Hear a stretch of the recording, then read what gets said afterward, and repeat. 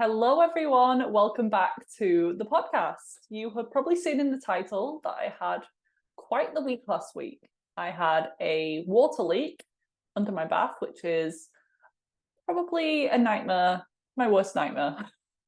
I'm trying to get out of that mentality, but yeah, just being honest, I really didn't expect it. And yeah, I was pretty upset and annoyed by it.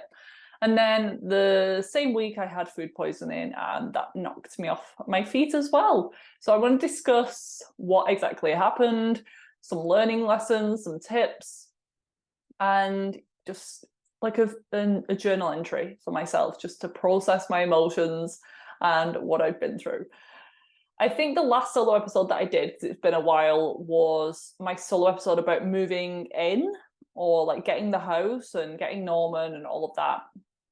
I can't remember exactly like what I covered or if I was even in the house. You could probably listen back and let me know.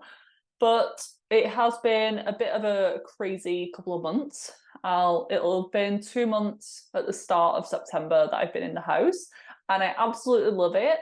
And yeah, it's been like a really seamless transition from my flat to here, and everything's working out great. It was just this recent water leak, and I'm like, just a little bit triggered. My anxiety is just a little bit heightened, but I actually feel much more relaxed and calm than I thought I'd be, and that I definitely have been in the past, because I wouldn't have reacted as well if this would have happened in my previous flat, when I was really adamant that that was like my safe healing space, and that's where I ultimately got better, and I needed that place to be like absolutely perfect, which it was. It was an old building, but inside had been completely renovated and modified, and I don't actually know, like there could have been mold, there could have been a water leak, kind of what happened here, and I just had no idea about it. But when I visibly saw the water pouring out from under the bath, I was like, great, perfect. Only 6 weeks into my new place. And actually something similar happened in the kitchen a couple of weeks prior, which I'll come on to in a second, but that wasn't as bad. That was dealt with. So yeah, I moved in the first weekend of July. Just to recap, into my new house. I love it so much. I love the area. It's kind of like going through an estate where a lot of old people live, which I love because they're so friendly and they're all doing their lawns and doing their gardening, and they all love to see Norman. And then where we live, just at the end with the new development, it's a lot like younger people and families. So I just love the mixture. And we've got some nice nature, some lovely walks nearby. Norman loves it, Luke loves it, and we're all very happy here. So we moved in Saturday, and then I picked up Norman on Sunday. And that was a mistake looking back. People were like, "Are you sure you want to do that?" And I'm like, yeah, I'm good to go. But we thought that he had fleas. Well, I thought he had fleas. But looking back, I'm pretty sure I was just hallucinating. And he's still itching now, but I think he just has a grass allergy. So what happened was, I had a really bad sleep that night because he was crying constantly, and I would have to. I was thinking, we put him in the bedroom or do we put him where we want him to go? So I went with the latter, and I wanted him to sleep downstairs in the kitchen in his crate. And we put him in there. He loved his crate. He'll go in there happily. But at nighttime, he'd never been left alone before. He was used to being with all his brothers and sisters. He was used to having other dogs in the house as well. The breeder had like 5 or 6 of her own dogs. So it was obviously a lot quieter for him. So that first night, I took responsibility, and I said that I'll be in charge of taking care of Norman because Luke was busy with work the next day, and I just wanted to get him into a habit, and I knew that I'd do it a little bit more caringly, being the feminine. So I went down to him, I'd settle him, I'd make sure he got back to sleep, which could take 10 minutes, and then he would hear me start to creep back up the stairs and start crying again. So I'd come back down, settle him down. I'm sure this is very much what it's like with a human child. But this happened all throughout the night. So that day I got about 2 hours sleep. I had relaxing spa music on for him. I'd bought him this lamb toy that has a heartbeat in to soothe him, and that really did help, but it wasn't enough. And I knew that this would happen, but when you're in the moment, you're like, why did I get a dog? I'm so stupid, like I'm not ready for this. But I'd also thought about the attachment styles, and if I was to just let him cry out, that like my parents had told me to do with him, like, oh, our dog was fine, we just let him cry all night. I literally couldn't. I wouldn't be able to get to sleep anyway. And every time he cried, my nervous system would have a response and my heart would start beating and I'd have to go down, and I felt so bad for him. I just imagined him all alone and scared in a new environment. He was fine during the day, but yeah, at night he felt different. And there were points where I would literally be asleep on the stairs because I'd try creeping my way back up. So I just kind of laid there and then had a little snooze because he knew I was near. And I didn't coddle him or anything. I just make sure that he like had time to go for a wee. So we put him on his pads and he had a little wee, and yeah, everything was fine. And that lasted about 3 nights. And then he was pretty good. Sometimes all we needed to do was shout down, like, it's okay, we're here, everything's fine, Norman. And he would go back to sleep. So yeah, that wasn't an issue. And I think doing that with him made him have a more secure attachment, which is what they're learning about babies now. Things like co-sleeping. It isn't that they're just going to be attached to you forever and not be able to live without you. It actually makes them understand that you are going to be there for them, but they can kind of go off on their own and everything's going to be fine. They're going to have support either way. So it was the same with Norman. I went down to him when he was upset, and they said on the dog websites that they're not doing it to manipulate you or anything. They're literally just scared. They're not just going to cry so that you come down necessarily. They want to sleep as well. So I felt good with my approach, and it all seemed to work because we can leave him for a few hours now. He's still pretty young, but that's good. We can go to like the gym or just have a bit of time away from him. Anyway, so things settled down with Norman eventually, but on that first night, I went down in the morning to let him out of his cage, and I thought I saw, or I might have done, I don't actually know, I have no evidence now.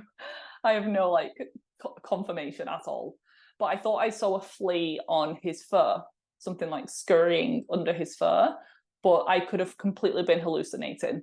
No, I go look back in hindsight. So I immediately freaked out because I don't like bugs as it is, but I also hate fleas. I have a thing with insects because of my history of Lyme disease and getting a tick bite or a mosquito bite, whatever that was. And my mum has also instilled a fear of fleas because she's a landlord with my dad, and they have a few properties, and one of them was completely infested with fleas once when the tenants had gone. They had cats. I also don't like cats because my mum taught me not to like them. And they had to like bug bomb the place about 3 times because it was that bad. And she said she even looked down and she could see the floor, like the carpet moving. It was that bad. And she had them all over her. She brought a few fleas home. They were on her face, like on her clothes. So since that moment, like we've both just hated fleas. And I just felt so bad because my parents were meant to be around like helping us decorate, but my mum wouldn't even come in because she is that scared of fleas. She hates them that much, and she didn't want to contaminate her house. And yeah, I don't even think there was fleas, so this is the funny part. But it was not funny in the moment because I spent that first day, I think it must have been the Monday. Luke was working, but I didn't have clients that day. I should have booked the whole week off in hindsight as well, but didn't do that. I just had clients on the Wednesday, but I had to cancel them because I wasn't well. But yeah, Monday I spent the day washing Norman. I spent the day washing everything, cleaning everything, washing all of his bedding. Everything was outside, hung up. And I was just confined to that one room pretty much for the entire week because I still thought that he had fleas. I didn't kind of get over that worry until it had been a week that I hadn't seen anything. Both my sister-in-law, who's a vet nurse, and an actual vet had told us he doesn't have fleas. We hadn't seen anything. He was still itching. I then started to think maybe it's a grass allergy instead. So yeah, it took a week and I was just locked in that kitchen, dining room. I couldn't even enjoy my new house. My parents were kind of annoyed with me, especially with my mum, because they wanted to come and help. They'd got like dedicated time to come and help me move and decorate and do the garden, and they didn't want to come. It was a bit of a shit show, to say the least. But I'm glad that he didn't have fleas, or if he did, we caught it early, we nipped it in the bud. And he's settling in really well now. He's doing great. So that was the first week. And then everything was great. We got back into a routine. It was good to get out with Norman every day as well on a walk. And I've still been really into my gym. I mentioned this on Instagram stories, but previously I'd kind of procrastinate sometimes and use my period and my hormones as an excuse not to go to the gym. In my luteal phase, I'd be like, oh, my period's due a week on Friday, like I'm not going to go. And that's just pretty ridiculous. I just needed some encouragement and motivation and discipline to get to the gym. On my period and the few days before, that would be an okay excuse for me, but just when I felt like sitting on the couch instead, that's not really great. So I actually did a technique in my certification that helped me move from procrastination to excitement when it comes to the gym. And I didn't think that it worked massively in the moment because I didn't have any huge revelations. But a couple of weeks later, I realized that I'd been to the gym pretty much every day and was actually excited and eager to go to the gym. And then I realized that the technique must have worked. And the same thing happened with Luke, but a different scenario. So I have to do practice hours for my certification to graduate. And I have to practice my techniques on people. And Luke wanted to use the technique to stop eating protein bars that he buys at the supermarket because he said they're expensive and they're obviously not as good for him than eating something home cooked or having like a protein shake that he makes at home instead.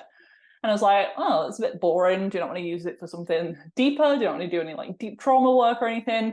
And he's like, no, I want to do that. So we did it. Again, in the moment, didn't really notice anything significant, but we were in the supermarket, just forgot about it, a supermarket about a week or two later. This is when I realized about the exercise thing for me. So I thought I'd test him, and we walked past the protein bar aisle in the supermarket, and I was trying to like tempt him. I was like, is there anything that you want to get from here? Like pointed towards them. And he was like, oh, no, actually, like I've not wanted one at all. I've not been tempted. I've just been taking my own protein shakes to the gym. And everything's good. So these techniques are really like exciting for me, and this is a new chapter and a new love in my works. This is the certification that I'm doing. I'm doing the Yes Supply certification. If you're interested in signing up, I'll put my referral link below, and you can ask me any questions that you have about it. But I'm training to be a hypnosis and EFT practitioner, trained in neural energetic encoding, subconscious reprogramming, so many different cool things. And yeah, I'm very excited for the next steps for my business. I'm finishing my certification in September, so I'm currently submitting my field work, doing my exams over the next few weeks, but it's just been such a good thing, and I was very drawn to it, and I listened to my intuition, and it was another investment for my business, and I just made huge investments, the biggest one yet in my life with the house, but it's paid off. And yeah, the money for the certification has just kind of covered itself with the work that I've been doing. And yeah, I've loved every minute. So then fast forward again. So this takes us up to this past week, Monday, the 14th of August. I was being a good girlfriend and ran a bath for my boyfriend Luke because he had a bad back. He struggles with that on and off. And yeah, I ran him a lovely bath, bubble bath with non-toxic things and essential oils and Epsom salts. And about 5 minutes into him being in the bath, I could hear this water running, but it didn't sound like it was coming from the tap. I went in the bathroom and there was water like pouring out from under the bath, like the bath board. So immediately I went into stress panic mode, the same one as the flea situation. Luke says I'm like a crazy person in the moment. And I made him get out of the bath immediately. So he'd been in there like 2 minutes. And we took the bath, well, I took the bath board off. I got my screwdriver, pulled everything off, and there was just water everywhere. And Luke found that the overflow pipe in the piping works wasn't even attached. So I don't know if it was attached and it came loose, but it was just kind of hanging off, and there was water shooting out of that because the bath had got a little bit too high and it had gone through the overflow section. And yeah, it started to wet all of the floor, all of the wood bits underneath, and it started to spread onto my floor. So I dried everything up. I got tons of towels, put everything down. I got my Dyson hairdryer, plugged that in, and was just on my hands and knees, crying at this point. It's ridiculous, like looking back at this image in my mind. And Luke was kind of like, okay, what's going on? I don't really know how to help. But he did help. He was pretty good. And he was trying to calm me down. And he was like, come here, let's have a moment. I was like, no, I need to do this. I was hair drying. I was drying with towels. And I was trying to look for if there was an emergency number or anything, but it said the emergency was only if our lives were threatened. I was like, do I do I call it and tell them about mold and how my life could potentially be threatened if this became a severe problem? But I was like, no, it's not enough. They think like when your roof has fallen out or fallen down, or your ceilings fell through, that's like an emergency, or there's a huge flood, that's an emergency. So it's like, okay, I'll just wait until the morning. I'll dry up everything that I can. I got my dehumidifier out, which I think is crucial to have because this really changed things and really helped me to sleep and just gave me a bit of peace of mind because that helped to draw the moisture out of the air and out of the floor. And the next day it was really full. It had taken so much water out, and then I kept it on all the next day and it hardly took anything out of the air. So it really did its job. I had the window open for airflow. I had my air filter there, and the air filter wouldn't really have done anything major because that's best when there is like a mold problem or issues with toxins in the air or pollution, but I just had that on too, just to be safe. So I had like an extension cord from the landing and everything was just plugged into one plug. The hairdryer was overheating. I thought it was going to blow up at one point. I thought I was going to melt a pipe and have another one burst. I really went through the 5 stages of grief in that moment. I was shocked, I was sad, I was angry, and then I just came to this total acceptance after about an hour. Because this was late at night as well. It was probably like 9 or 10 o'clock at this point, and I should have been in bed by then. But I did some EFT tappings. This is another technique that I used, emotional freedom technique. And I did some mantras in my bed, calmed myself down, and really was able to sleep well. And I just knew that I couldn't really do anything else that night. There was no point staying up worrying because then I'm just going to be exhausted the next day. So I got a good night's sleep. And yeah, woke up the next day and started to contact a building manager that I knew on site who's helped us with some other stuff. I rang the non-emergency helpline. They opened at 9 a.m. So I did everything that I could. And someone came that day, a plumber, and we'd already put the pipe back in. So we'd done it. He just helped to check like everything else was fine. And by then the floor was dry. So we put the bathboard back on.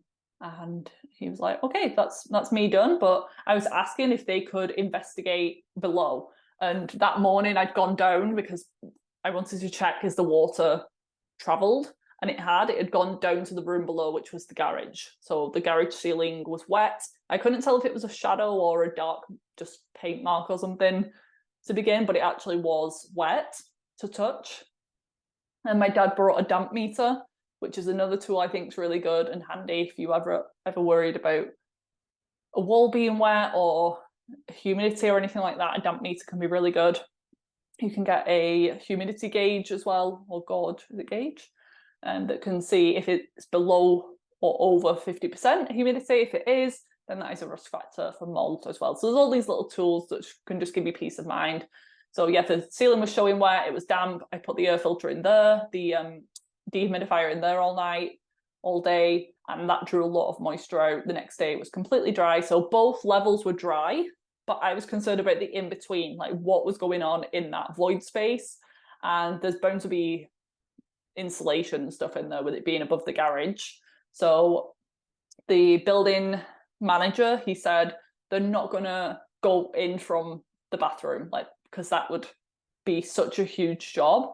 And they said because it wasn't severe, and because there's no like signs of major water damage, they're not just going to do it in case there is like wetness in the middle. And I was like, well, it's going to have to be investigated somehow. Can we not go up through the garage ceiling and test it that way instead? I didn't hear from him. He said he'd get back to me and he didn't, which was a little bit annoying. After that point, I was quite annoyed just because I'd not heard anything, and it felt like I was kind of being fobbed off a little bit, and they'd kind of be like, oh, she might forget about it if we don't do anything. I don't know if that's the case, but that's how I felt. So I was just adamant. I was like, something's going to get done. I'm not just, it's my health at the end of the day, and I've just got this home. It's not my fault. I've been in here 6 weeks and this isn't good. So I rang this other number and spoke to, with the development that I'm on, you get like a week check, a 6-week check, a 12-week check, just to make sure everything's good. So I rang them, and there's still a couple of things that need to be fixed anyway from when we moved in, like the back doors. And she was really helpful, this woman. And I like speaking to a woman as well, because she could kind of empathize a little bit more. So I explained my concerns, and I said that I deal with water damage and mold related illnesses all day, every day. So I am obviously a bit more concerned about it than maybe someone else down the street. And she was like, no, I totally understand. Can you tell me more about mold? Like, I want to know. Because when they think about it, they just think of like the extreme situations where there's mushrooms growing from the ceiling, or they can sometimes blame it on the tenants or the people living there, because if they're drying towels on the radiator, or they overflow a bath out of being careless. But I said, I want this on record that I mentioned it now, and if something does develop any water damage, then I want it, even 5 years down the line, to be addressed, because it's not my fault. And she was like, yeah, that's totally fine. I will send someone out, but only in 2 weeks. I was like, oh God, is there no one's that can come sooner? She said, no, unfortunately not. So I just had to take that appointment. So that's still not happened yet, but I'm going to have him go through the garage ceiling, investigate, see if there's anything wet in there. If it is, or if there's signs and I'm suspicious, then I'm going to have them rip that out. And I'm not going to take no for an answer, because I've not spent all of this money, and I haven't moved just to live in uncertainty. I want to know for definite that everything's dry and everything's fine. Because a couple of weeks before that, we realized that the overflow pipe for the bathroom, for the kitchen sink, wasn't attached, or it had fell off again. Because we filled a sink to wash up, and Luke had noticed under the sink was wet when he'd like lifted something out, like a cleaning spray, and that wasn't attached either. But that had only been like the day before that happened, so that was caught early. So please check under your sinks, check your pipes, especially if it's raining. Have a look at your roof, and just do a little look over everything on a regular basis, because the main thing is catching it early, doing what you can, not stressing when you're waiting for appointments or anything, because that's not going to be helpful.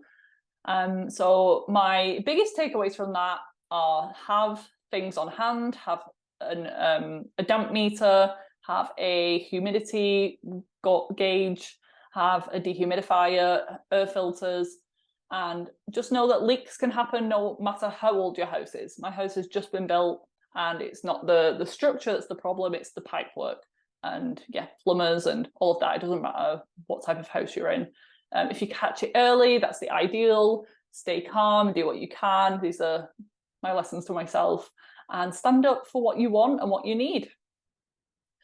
And then a couple of days later, so this goes on to my next stress of the week, which was the food poisoning. So that Wednesday, so this was Monday that the bath leak happened.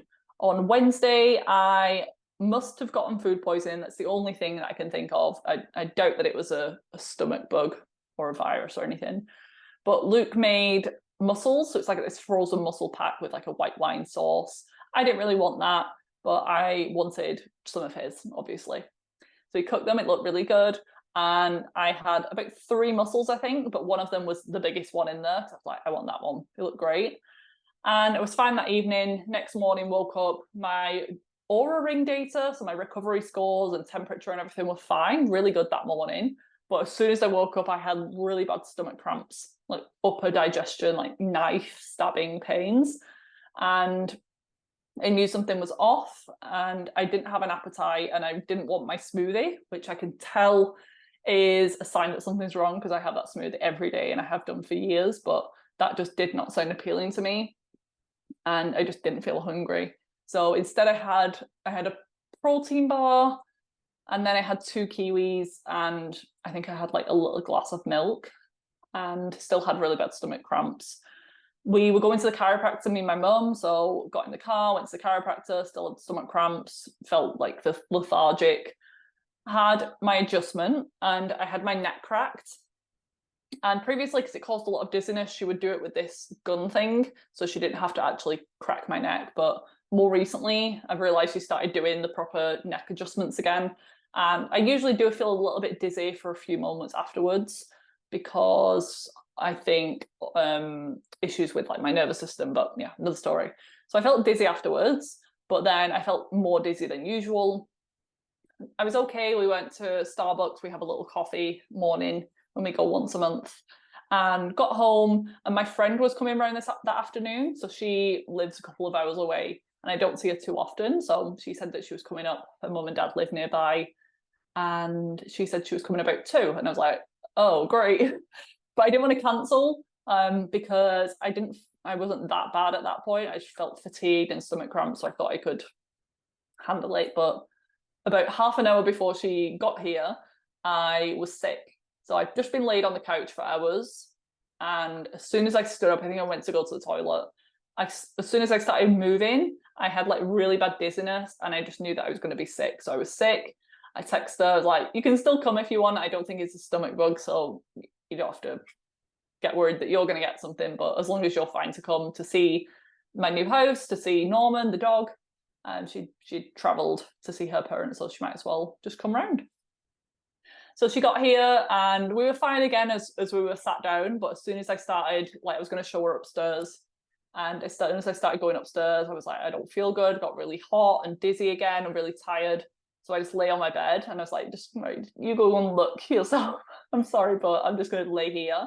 And then I was sick again. And then we just went downstairs and chilled, and I lied on the couch and we just chatted. And as she was going to leave, I was feeling all right. And I was like, I'll come for a little walk, walk back to your mum and dad's with you with Norman. I'll get some fresh air. And as soon as I started going down the road, I was like, nope, this doesn't feel good. I'm going to turn back. So we said bye.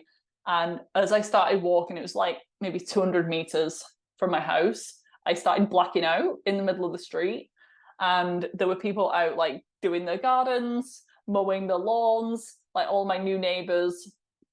And I was like, oh God, please do not like shit yourself in the street and be sick everywhere and pass out, because that would be absolutely appalling. And I would be so embarrassed, and I'd never show my face again. So I just like suffered in silence. I was dragging Norman because he was trying to run and go and sniff stuff and go and eat sticks. So I was dragging him, but my eyes were slowly blacking out. And by the time I got to my car on my drive, I was like feeling my way to the door with no vision at all. I opened my front door, went to the downstairs bathroom, and was just sick again. And Norman was just really like, what is going on? He was scared. He was just sat next to the toilet. And then I just lay on the couch for the rest of the day. Had really bad headache. It developed into a migraine that night, and fatigue was bad. Next day, still didn't feel good. I was going to have clients that day, but had to reschedule, which we know it's a problem when I have to move my clients, because I tried to push through, but not that day. And I was on the couch all day, and Norman was such a little sweetheart. He's usually like playing all the time, but he just wanted to lay on me and sit with me, which was so cute. But it was quite a difficult day because it really triggered me emotionally and took me back to my chronic illness days when I felt bad all the time. I didn't really struggle with sickness back then, but the fatigue, the brain fog, the inability to do stuff, the lack of appetite, I had all of that stuff. My skin was even breaking out, and I hadn't even eaten anything. So it was definitely my gut reflecting on with my skin. But yeah, I didn't feel good, and I just felt really lonely because Luke was working. And when he got home, he was like, he already had like a tennis lesson planned, so he went there. And actually, I used homeopathy to help my symptoms, and it really helped a ton. My saving grace was arsenicum, which is one of the remedies that I needed. But there's like a little description about some of the symptoms that you might have. So it said, feels better lying down, which was definitely a yes. Feels better when I have like a hot water bottle in heat, which it did. I had fever, so it was like hot and cold. And then the last one, it was hates being alone. It's like, yes, that's definitely me. I resonate with this remedy. Let me take it. And it did. One of them, I had like that bad stomach cramp again, and I put it in my mouth, this remedy, and it works on energy and self-healing mechanisms. As soon as I put it in my mouth, I could feel relief from my stomach ache. So that's how powerful it is. Cassie is my go-to for homeopathy. I'll put her email and her Instagram below. She might be on maternity at the moment. She's due in September, but yeah, homeopathy is my new obsession. I love it, and it really helped me in this situation. It's another thing to have on hand, perhaps, in your little first aid kit, because I'm glad that I had that and had some of my other supplements, probiotics, binders, electrolytes. Always try and have things like this in the cupboard, ready to go, because in my situation, my supplements probably wouldn't have come in time for me to have relief all weekend. Or when you're in the moment, you don't even think of ordering anything because you've got so much brain fog and fatigue. So having them in the cupboard, just to reach for, like times of stress, you could have certain things, times of inflammation, or if you get a headache or this or that, you can have them in the cupboard if you get food poisoning. So you don't even have to think about it. You've got some remedies ready to go. But I did take one painkiller actually, and a regular antihistamine just to bring my symptoms down.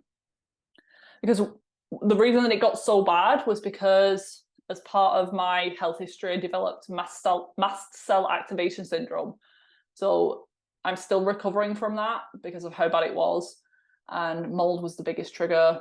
And it means that now sometimes when I get sick, my immune system could go a little bit crazy and just produce a ton of histamines. Or if I get a bug bite, for example, it could be the tiniest little bite on my leg, but my whole body would go into like quite bad itching reaction. So that's why my symptoms weren't just like a little bit of loose stools or stomach ache. It was like my skin was sensitive, my scalp was sensitive, I had fevers, hot and cold, my tongue felt weird, I had fatigue, I had brain fog, I had symptoms like head to toe basically. And it's just because my body's a little bit dramatic at the moment, and I'm still recovering from that. And I'm even starting like a new homeopathy thing to prescription with Cassie to help see if I can make even more of a difference. And it has massively improved, but I just got triggered on that moment. But nothing makes you appreciate your health more than when you don't have your health. So that was my biggest takeaway from that instance. I had some other takeaways. So it was keeping stuff on hand for when you need them. Let's see what else. Oh, I learned my lesson about seafood and mussels. My mum actually told me something really useful. You might already know it, but I didn't. So with mussels, if they're already open before you cook them, they're bad. And if they're still closed when you've cooked them, they're bad as well. So you wouldn't ever open a mussel up to eat it. And I thought that was very interesting. And I asked Luke, did he know that, or did he use those rules? And he said he didn't know. So yeah, that might save you food poisoning in the future. There's some days that your body really does need bed rest. And as much as I hate it, because I like being productive and I like having something to do in the day, I hate just sit watching TV. But sometimes it is necessary, and sometimes your body forces you to stop and slow down when needed. My other takeaways is that homeopathy is amazing. Dogs are so sweet and so intuitive, or pets in general. My Aura Ring really helped me to see my progress and my recoveries, because there was a couple of mornings that weekend that I thought I felt okay in the morning, but then my symptoms came back in the afternoon. And it was because my heart rate variability, my temperature was still imbalanced. So I had a high temperature and a low HRV. HRV is heart rate variability. The higher the number is, the more balanced and regulated your nervous system is, as a general overview. My average is always, or should be, above 100, and that's pretty good. But it was like a 20 on one of the days, and that's extremely low for me. So I knew that something was off. And that morning I thought I was okay, but I wasn't. So it was telling me to not exercise, which I didn't, to take it easy, to eat light foods. Like I didn't eat a ton on those days either, because I just didn't feel well. And one of the days it started to affect my gut, and I had diarrhea and bad cramps again. Just checking my notes to see what else I want to update you on. I'll stop moaning in a second. But yeah, it just really reminded me that some people experience those symptoms every day. Like I have clients now who are nauseous and feel sick and feel fatigued and have this skin sensitivity and have diarrhea every single day. And I knew that because I work with them and I've been there myself. But when you're in it again, I'm like, how do people put up with this? It makes total sense why depression and anxiety are some of the top symptoms as a result of that. I mean, it's all interconnected, but yeah, it was just so it was kind of good for me to feel that again, because it's really reignited my passion and my drive. I'm like, I need to help these people get better, because that is no way to live.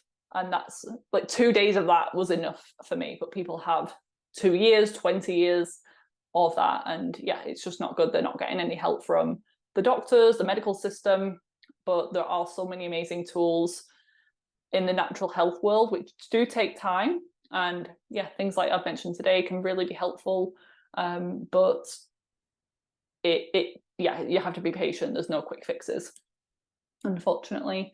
So I do feel 100% now, which I'm very grateful for, and my health is so much more resilient now. I used to get like good periods and then I'd crash again, but now it really is just when I get sick, which is completely normal. It's sometimes unavoidable. And I was actually wondering, I mentioned on Instagram, I was like, is this a sign if Luke's eating the same meal and he's totally fine? Is that a sign that his immune system's stronger than mine? His gut is healthier than mine? I really don't think it is, because of all of the work that I've done, and he's not really done much work on his gut health in his life. And yeah, I could suspect that he has poor gut health and leaky gut and all of that, as most people do. Or is it that my immune system and my gut is very strong and it's actually doing what it should do in getting rid of the bug and having an immune response? Maybe he's picked up some bugs or some parasites. Mine's dealt with it. Mine's gotten it out through vomit, whereas his hasn't been detected, and it's just going under the surface and it's just contributing to ill health down the line. I have no idea. But then one of my clients reminded me, she was like, you could have just had one bad muscle. So I'm trying to like analyze and understand everything, obviously with my brain, but it could just be that I had the one big bad muscle out of the whole entire batch, and it's just bad luck and it just happens. We're never going to know. But yeah, we get sick every now and again. We get colds, we get flus, especially if we're run down. So I do think that the stress on the Monday weakened my immune system, which meant that I was more susceptible as well. And it could just be that my immune system is very hypersensitive, and it recognizes when something's bad, and it has this exaggerated response to get rid of it at all costs. So yeah, I'm feeling good now, back at the gym, keeping busy with clients, my one-to-one clients, and I'm having a housewarming party for my family, I think early September. This might have already happened. You might have seen it on social media. I'll post a few pics on there. It's my birthday on the 20th of September as well. I'm turning 29. Very excited for that. And I am currently in my Saturn return. I can't remember exactly when it started, but I'm in my Saturn return, and it makes total sense.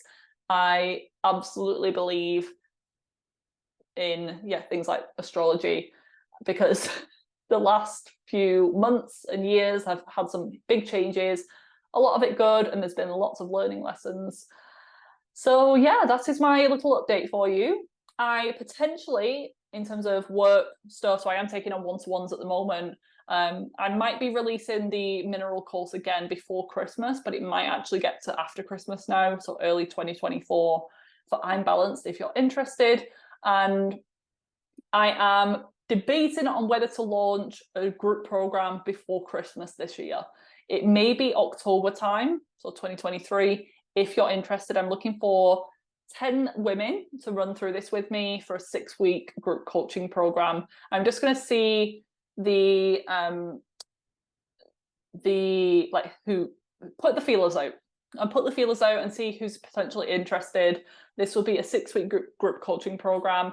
You will have a one-to-one session with me and personalized feedback and recommendations, because I know this is important to a lot of you.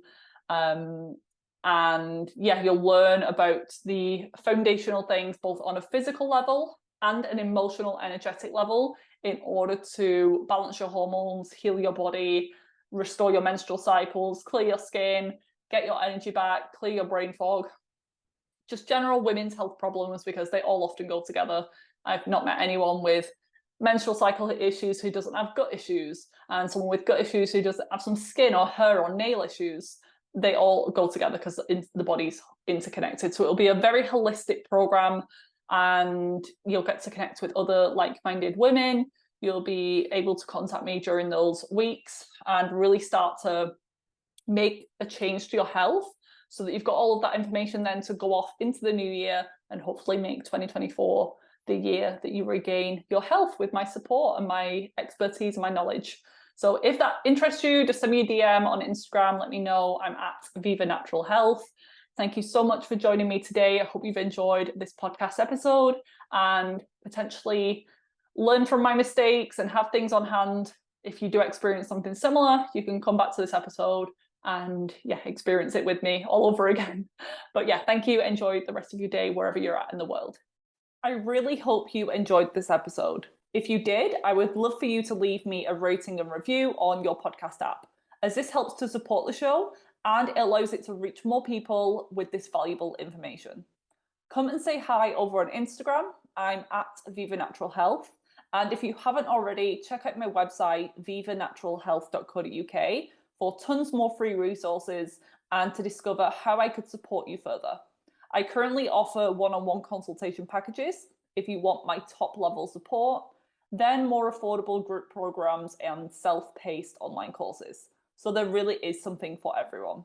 Enjoy the rest of your day, and I'll see you back here next week for another episode.